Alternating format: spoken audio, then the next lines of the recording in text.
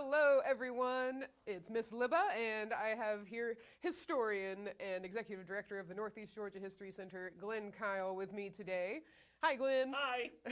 So today we are in the wonderful land of Oz. We have just finished our journey in the book, The Wonderful Wizard of Oz by L. Frank Baum. And of course, we are all familiar, or at least I know many, many people are, with the movie that was produced in 1939, which had some pretty significant differences between the book and the movie. So today what we want to do is compare the differences between the book and the movie. And Glenn is also going to help us with some general historical context, as both of these were produced at pretty different times, although they do share similarities. L. Frank Baum creates The Wonderful Wizard of Oz, his first book in a very long series of Oz books, in the year 1900. And then the movie that we all know and love comes out in 1939. So a fair amount of difference. About a half a century, and a lot of things happen in that half a century. Yes, yes. And over the years, there have been different interpretations of the original story as well as the movie. So we're also going to talk about what those may mean or not. But there have been folks that have made connections, historical connections, such as in the book, we now know that Dorothy's shoes are not ruby red, but silver. Now, oh dear. Is this because silver just wasn't as vibrant a color on the beautiful Technicolor screen? Or does it have something to do with the way that the mineral silver was treated as a new standard in the year 1900? We'll find out. But so we're also going to talk about the plot line and the differences in the plot, and just as a story, which did you prefer and which did we prefer? So we'll talk about those differences, but to begin, we would love to know where you are watching us from today. We will be keeping an eye on the chat. If you have any questions or thoughts that you too want to share about our journey through the land of Oz. But first, Glenn, can you just give us an idea of what is going on in America specifically in the year in 1900? It's the turn of the century. What's going on? Sure. So 1900, of course, Baum had been writing the book a little bit before this, but one of the things that had happened is that the United States had become involved in its first, you could say, international war. We had gone to war with Spain, the Spanish-American War in 1898. And we had defeated the Spanish. Won't go into it, but the outcome is that in defeating the Spanish, we went from being a very insular nation. We had been focusing on westward expansion and sort of developing and filling out the continental United States. Once we defeat Spain in this war, we find ourselves almost literally overnight a world empire, because we got their colonies overseas. We get Cuba, we get the Philippines, we get Guam, some islands in the Pacific, and suddenly we're thrust upon the international stage. So we start to feel out our role in what it means to be a part of this bigger, wider world. As I said, after the Civil War, we'd been really looking internally at trying to change things. And then now suddenly we are thrust out. And so this is the time period, this more outward rather than inward looking, that Baum is looking at. Along with some of this external issues that we're dealing with, there's also, and this is what we want to address, is this question of using the gold standard versus the silver standard as the basis of American currency. Now, I'm not an economic historian. This can get very deep and kind of boring, to be perfectly honest, just to go into the gold and silver standards. Suffice to say, those who had already accumulated a great deal of wealth were very much in favor of the gold standard. The more common people and some of their people running for office that supported them were in favor of the silver standard, because there's simply more silver than gold. So having the silver standard makes it more widely available as a means of money. People are able to get paid more often in a more common currency, because everything's based on silver or gold. Suffice to say that this is a huge, again, it's very foreign to us, but this is a huge political football that goes along for about 2 decades as to whether we're going to go back and forth to the gold or the silver standard. This is right in the middle of that. So the question becomes, and this is what many people have asked, Is The Wizard of Oz written as some sort of allegory or metaphor in favor of a gold standard versus a silver standard? And people start to pick up a lot on that. When you were reading this, did you get any of those overtones at all, or did you just see it as a fantasy story? You know, well, I learned that L. Frank Baum's intentions, his stated intentions with the book, were to create an American fairy tale. So I saw a lot of whimsy, a lot of fantasy, a lot of magic, but I wasn't really struck with the idea that, this clearly means or has some double meaning behind it. But you know, when it comes to an author's intention, that's always going to be someone else's opinion. So we can only take Baum's word that this was simply an Americanized fairy tale. But I also can't help but think or wonder what was influencing him, you know, during the time. I mean, our protagonist, Dorothy, she lives in Kansas. Under tough conditions. The beginning of the book, it's described as a very gray, flat, not a very magical or like wonderful place at all, really. It's a Kansas farm. It's a Kansas farm. So she's got a fairly tough life. So I know that it's the author's intention to highlight that type of life. You know, this is not a wealthy girl. This is a working class family. Now, I can't remember, it's still, she's living with her aunts and uncles, so it perhaps implies that she doesn't have her mother and father there. I'm not really sure what that's... She's either orphaned or they're having to work somewhere and stay with the aunt and the uncle. Right. We don't know, really. So for this girl who doesn't have much and comes from very little to be whisked away into this world where it's beyond her imagination. It's the complete opposite of Kansas. I think that maybe Baum's intentions were to simply take a protagonist that is the everyman, the every little girl in America, and take her and the reader on this magical journey as well. Now, I did learn, talking about the historical context and sort of interpreting the book, to be more than a fairy tale, I did come across a really interesting video that I'd like to show our audience. There was a high school teacher that was a history teacher, and in order to talk to his class or teach his class about the Gilded Age, he used The Wizard of Oz. And through that interpretation, he picked up some really interesting bits along the way. So I want to show that video, and then we can discuss it, and especially get your opinion on it. So we'll go to that video now. 1 second. Sorry, I think I have to import the video one more time. So 1 second here. So here it is. So video.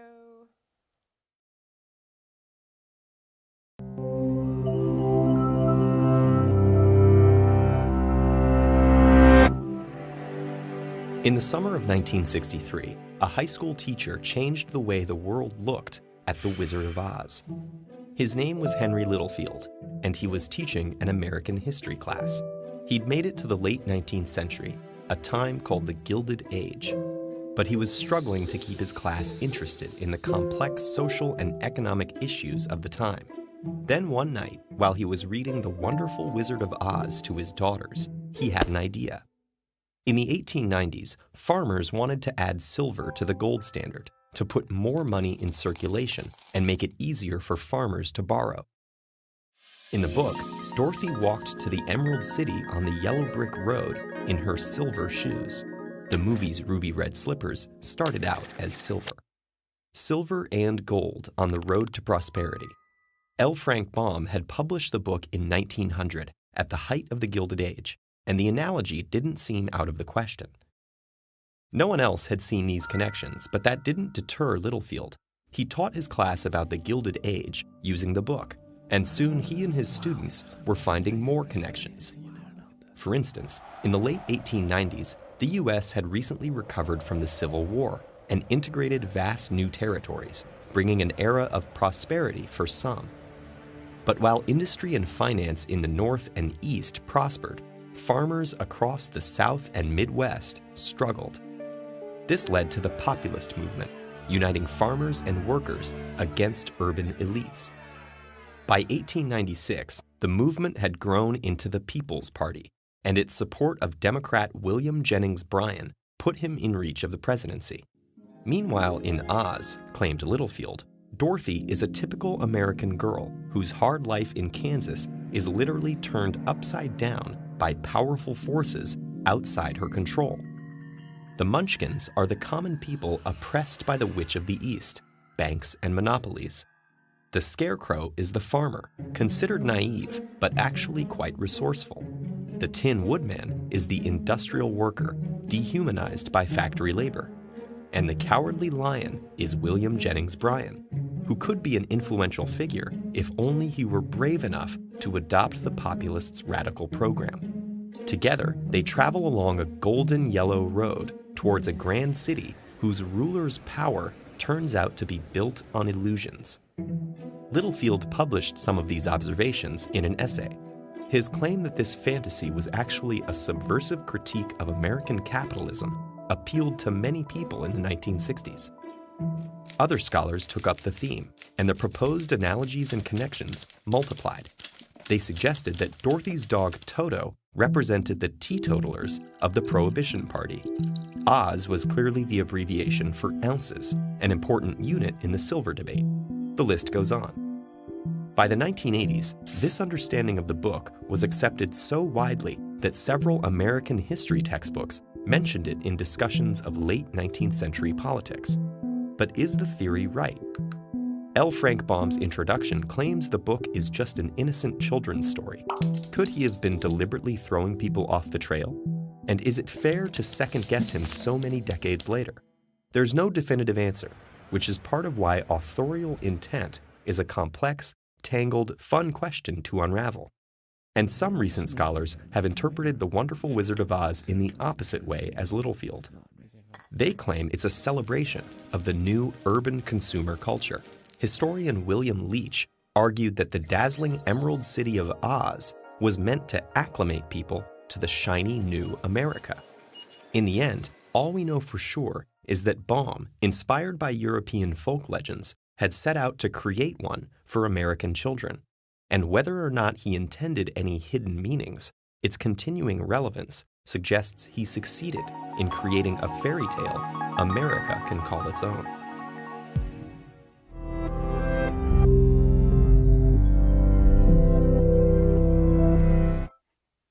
All right, Glenn, so what are your thoughts on that? All right, so he's a high school teacher. That doesn't necessarily discount him as a scholar of his day. But he did see those connections. Yeah. And when you start looking for things, some of the connections can be there. Mm-hmm. But again, you have to look for those Right. connections. And as one of our classic go-to fellows, J.R.R. Tolkien, frequently said he did not like allegory. And he said that people sometimes mistake allegory for applicability. Mm-hmm. So while Baum may not have intended his story to reflect those things, a reader can perhaps see some of the parallels, and it may fit within their, to use a big word, their particular world paradigm, and they can see the applicability of some of the stories. But, you know, there is such a thing, I think, as perhaps overanalyzing things too much. My personal view is that this is a story of whimsy. This is a story of fantastical allusion to a different world and an adventure by a young common girl who's going out to see the amazing new world. And I think it's hard to, let me back up, let me say this. Trying to use the movie as the allegory for what Littlefield was talking about doesn't work quite as well. You have to go back to the original text. In the original text, there's some things that don't quite fit in with how he's looking at things. For example, as you read to the kids last week, what happens to, you know, the Tin Man and the Scarecrow and the Cowardly Lion? They each become kings of their own kingdom. Does that mean that those representations become kings of their own kingdom? Right. Is anti-capitalism really in favor of monarchy? Right.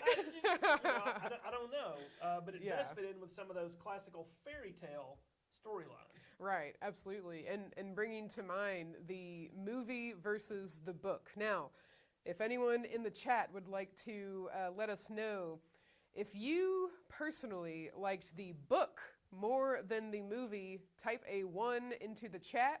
If you like the movie more than the book, type a 2 into the chat. And while we wait for your votes, well, I'll certainly let you know mine. I'm sure Glen will let you know his. But in the meantime, let's just talk about the plot differences. So one of the big differences that I noticed is that in the book, Dorothy is actually seems quite content at home, even though it describes Kansas and her surroundings as a very dreary atmosphere, very gray and not a lot going on. She still seems like a little happy girl, especially to have her dog Toto by her side. Toto is also a character. But it's just Aunt Em and Uncle Henry. In the movie version, we have the three farmhands, and of course we all know that they represent the Scarecrow, the Tin Man, and the Cowardly Lion later. And in the beginning of the book, we have no mention of Almira Gulch, who is the parallel to the Wicked Witch. So I really did miss those parallels. I thought that was a really great way to bring even more magic into the story. Having all of that really good foreshadowing and noticing their different personality traits and getting to meet them in their fantastic forms later. I really did miss that. In fact, I was very surprised that in the book, the Wicked Witch does not make any appearance at all until Dorothy is sent to essentially kill her by by Oz. So, and she's described as this very, and even in the illustrations, she's a very short, sort of stout, almost troll-like looking witch, whereas in the movie, she's very tall and overbearing, or, you know, just foreboding and a lot simply scarier. So, and she's got all these different powers as well. One thing I noticed in the movie is that the witch is Dorothy's main obstacle. Of course, when we're looking at a classic story, oftentimes our characters are going to have to overcome some kind of obstacle, otherwise it'd be a very boring story. So the obstacles for Dorothy and her friends in the book are more environmental. It's the trees that are angry. It's the wolves, the pack of wolves that come after her. It's the poppies are not a spell by the witch as they are in the movie, but simply that's their nature to make one sleepy. So I did prefer the movie version of the witch being the main obstacle to Dorothy and her antagonist. I missed that in the book. Now, I can already tell I'm just going to keep saying things I liked about the movie more than the book, so I'll go ahead and say I definitely preferred the movie. One, for the foreshadowing that it offered. Two, the book is literal in the fact that Dorothy literally is swept away in a cyclone to a different land. It's not a dream. It's not a bump on the head. Yeah, it's not a bump on the head, exactly, yes. So in the book, she gets swept up in this cyclone, and it describes her traveling for days to the land of Oz. In fact, I thought it was funny that it even mentioned she gets pretty bored on her way to Oz, whereas in the movie version, it's just in the beginning of the cyclone. She's going to a room and a windowsill or a piece of the window pane bumps her in the head, knocking her unconscious. And then we have this magical crossfade that then we see all these fantastic things happening. And that kind of magic, I just think it's more fun to think of this as Dorothy's life being reinterpreted and sort of like a dream. She's figuring out what she really loves, and it is her home. She comes back with a new appreciation for her family and her life in Kansas, whereas in the book, it's simply she was content with her home in the beginning, and she's still content with her home at the end, and she simply wants to get back. I feel like as a character, Dorothy in the movie has a change that's a much bigger change and a lesson learned. That's what I would have honestly expected from a children's book, but it seemed to be more focused on a little girl going through all of these adventures, and there's little stories along the way, new characters that I had never heard of before. There's the Queen of the Mice, and There's the winged monkeys who are not necessarily the witch's minions. They are her slaves only for a time because of this magical hat. So there's this own folklore within Oz that's There's really magical cool. Objects. Yes, yes. So I have to say that I feel like the movie took a really wonderful idea and then, in a way, kind of pared it down to the best of. You know, we got our protagonist, Dorothy, who does make a nice change over time. She learns something. She grows. She overcomes the Wicked Witch. In fact, when she does dump the bucket of water, in the book, she does it out of anger toward the witch. And it's even alluded already that the witch's weakness is water. And I love how in the movie we don't necessarily know that until Dorothy is trying to put out the fire of the scarecrow to save someone else. Yes, and it's just by happenstance that the witch, we learn, it melts by water. So I just think that the movie simplified it and focused on the best parts and brought Baum's world to life on the screen. I mean, he was living in a time prior to film, and especially color film. Yeah. So I think that if he was able to see The Wizard of Oz, I doubt that he would have disagreed with the choices that they made. I don't think he would. You know, every author is going to be grumbling about, oh, you changed this and that. But I think if he was able to see the spectacle that is Oz on the big screen, he would be blown away. And that's one of the things I love most about the movie is here's Glen getting all grumbly and old manny. This is in the day of practical effects. They're having to, you know, they're having to build these sets. All these costumes are having to be done. They're having to do makeup. They're having to set up the camera angles and get all of this in specific shots, and some of those are pretty long shots when you watch the movie. Yeah. And the ability of 1939 to create this type of special effect, you have to remember, was absolutely revolutionary. They had really just gotten into color films and Technicolor. I mean, you go back and you watch the movie. Those are. Oh, I was stunned. I watched it last night. Yeah, those are incredibly on your senses. Boom! You know, here are some colors. And I love the transition from going. I mean, the movie allows you to be in that gray, you know, world that Dorothy lives in, and then when she steps out into into Oz, and she herself is in this vivid color. It was like I was just putting myself in the position of like, what was it like to see that on a big screen in 1939 for the first time. Yeah. And side note, that is actually why her slippers went from silver to ruby. Yeah. Because they have now this ability to use all these great colors, and they put the sparklies on the ruby slippers, and that pops on the screen. And that also reminds me of Glinda as a character was also a bit different. Now, I wonder if you have any. Do you think there's any reason that the specific directions were? I mean, we had the Wicked Witch of the West, the Wicked Witch of the East, and then the North and the South were good witches. Do you think that's fairly arbitrary, or would there be any reason? That's probably arbitrary, I would think. A lot of it seems like a lot of the things he put in the book were somewhat arbitrary. Some of them had some basis in things from his past. Kind of arbitrary, I think. And well, see, now the Wicked Witch was east and west. Yes, so and the Wicked is the north and the yes, south. Yes. So I didn't know if I didn't know if that had anything to do with like the sides of the world, or I had no idea. But there, I did notice that with Dorothy, she doesn't even meet Glinda until the very end when she has to make a journey all the way to Glinda just to find out that she had the power all along to go back home. How would you have felt? But in the movie, that's even worse because Glinda could have simply told her at the beginning. Right.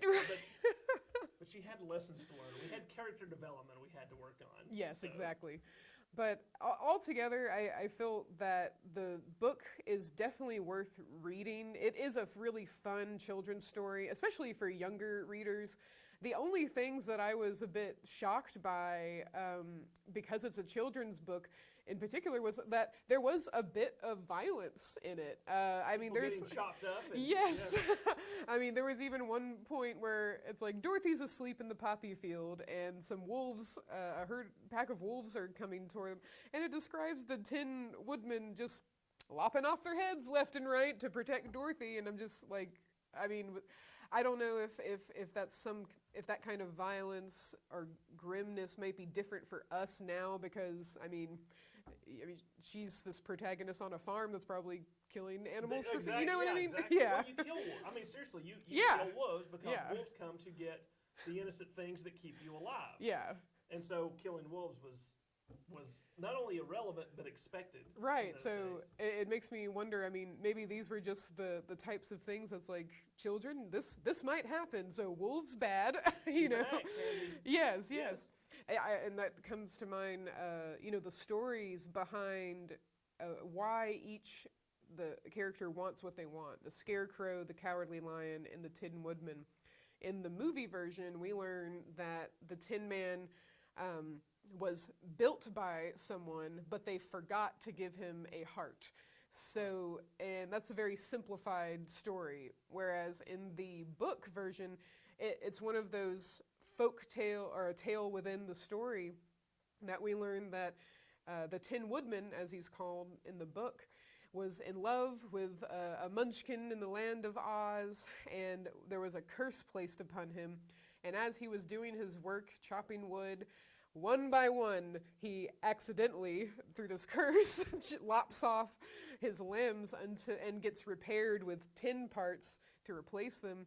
And it learns that is how he lost his heart. So he was no longer, because he's completely made of tin, Right. he no longer has a heart. So he wants to go to the land of Oz to find a heart so that he can love again. The Scarecrow has only been sentient or alive. It was created only 2 days prior to Dorothy finding him. So he's brand new to the world. And because of that, he feels that he ought to have brains in order to understand the world around, this new world around him. And our Cowardly Lion doesn't stray too far from what the movie presents. He too is just afraid and wants to be king of the forest, wants to rise to his what's expected of him as a brave lion. And Dorothy, of course, wants to get home, so that remains the same. But with each of these, they have their own little stories inside the stories. I feel like it's really good world building in that regard. But with the movie, I think it makes sense to simplify those things for Right. the movie. And in the end of the book, they each end up reigning over a kingdom. So the Scarecrow reigns over the Emerald City after Oz is gone. The Tin Woodman reigns over another part of Oz, I can't quite remember, and then the Cowardly Lion finds a forest of animals that are seeking a king. Yeah, and they pick him. And they pick him. So everyone in the book seems to live happily ever after, but it's in a way that, as if they have risen to this, to royalty. They've risen to some kind of status, whereas in the movie, they are content to have Just the things they were looking for. yes, which they had all along. And that's something that I also found fun with the book, is that because they have so many different side quests, you could say, little adventures along the way to their ultimate goal, it gives I feel like those serve as examples of the Scarecrow really is thinking ahead and using his brain, and the Tin Man is showing that he's loyal and loving, and the Lion is showing that he really is brave. So I thought that was a good thing too. And I think that's one of the really fundamental parts of the story that is in the book, obviously, and also carries the movie so well, is that, some of the character development with Dorothy in the book may be kind of static. It is, yeah. But they find, and this is a great moral story. We're looking for intellect, we're looking for morals, emotions, and we're looking for courage to face Yeah. the world. And we find through our struggles that they are actually within us. We just have to self-actualize them, Yes. not find them somewhere else. No one can give us these things. We have to find them ourselves. That's a pretty cool core to this story. It I've really always is. thought. Yeah, and I think that's the main takeaway from both of these stories. And of course, another takeaway is that there's no place like home. None whatsoever. And the last thing I wanted to mention is that, I mean, the music of The Wizard of Oz, I mean, that's clearly not present in the book. However, I did learn that Mr. Baum did produce some musical versions of his Wizard of Oz storylines, though with significant differences. But thinking about the movie and how much the music brought to the story and the magic and that heightened reality in the world of Oz, I really just don't think that anything can compare to the movie. So that's my vote. I don't know what y'all thought. We have Amy Beaucham here. You may have mentioned this, but Frank Baum decided the name of Oz when his children were listening to him create the tale at their nightly story time. And when they asked the name of the magical place he was speaking of, he looked around the room they were in and saw a file cabinet. He noticed the A through N and the O through Z, and voila, the name Oz was born. I had no idea. Just Thank like you for Tolkien. Yeah, right. He started his stories for his kids. Oh, that's fascinating. Oh, thank you, Amy, for sharing that. Well, folks, this has been really fun. I've really enjoyed going on this adventure with you. And according to our most popular request for our next classic story time tales, we are going to read Anne of Green Gables. So, have you read Anne of Green Gables? I have not. Ah, I've only okay. seen the show. Yeah. I have not read the book either, so this will be a new fun adventure for me as well. Another young girl protagonist. I'm loving it. It is the Women's History Year in a way. Yes, sort of it is. So it's the anniversary of what exactly? This year in August, it is the 100th anniversary of the ratification of the 19th Amendment, which all of you ladies of all ages and the boys too should know is when rights were granted to women to vote in the United States throughout the country. All right, so maybe we have a bit of a theme with our with our novels, but thank you so much for joining us. We really appreciate the viewership that we've gotten recently. We've got folks from all over the country watching us, so we really appreciate it. During this time, while we're closed, we do also appreciate if you can make a donation, whatever amount makes sense for you. It really does help. Other ways that you can help, you can review us on our Facebook or on our Google page as well. Please subscribe to our YouTube channel, follow us on Facebook, and please let us know what you would like programs on. We've got a really great lineup that we just posted yesterday. Take a look at our events on our Facebook page and you'll see all of them. But we do want to continue our live stream programs, so feel free to let us know what you would like to learn about and any other books that we can read in the future as well. So we'll start Anne of Green Gables next Monday at noon Eastern Standard Time. Until then, please stay healthy and safe and have a wonderful day in the land of Oz or wherever you may be and today. Remember, during the quarantine, whether you like it or not, there is no place like home.